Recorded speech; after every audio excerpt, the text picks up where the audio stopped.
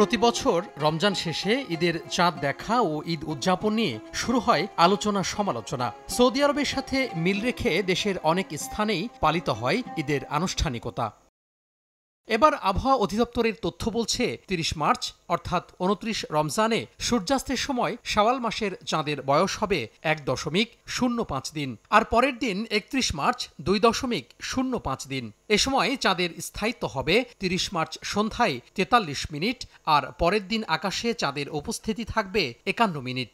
আবহাওয়া অফিসের তথ্য অনুযায়ী আকাশ মেঘমুক্ত থাকলে ৩০ মার্চ সন্ধ্যায় খালি চোখেই দেখা যেতে পারে শাওয়াল মাসের চাঁদ। সৌদি আরব সহ অন্যান্য দেশের সাথে একই দিনে ঈদ উদযাপনের বিষয়ে এবার আলোচনা উঠলেও ইসলামী চিন্তাবিদরা কোরআন এবং হাদিসের নির্দেশনাকেই মেনে চলার উপর গুরুত্ব দিচ্ছেন।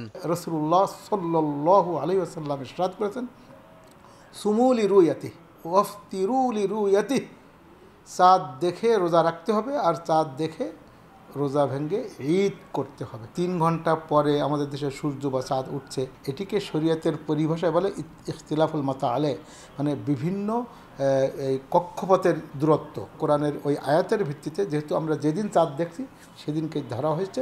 অন্যের সিরিয়ার চাঁদ দেখাকে সাহাবায়ে কেরাম যেহেতু গ্রহণ করেননি, আমরাও সেটির উপরে আমল করা হচ্ছে।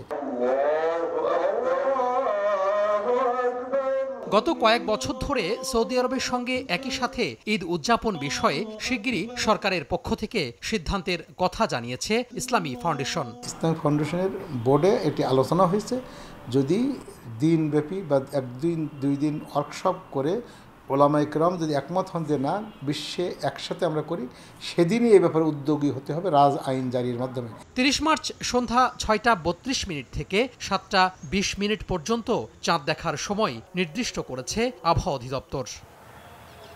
তোহা খান তামিম, সময় সংবাদ, ঢাকা।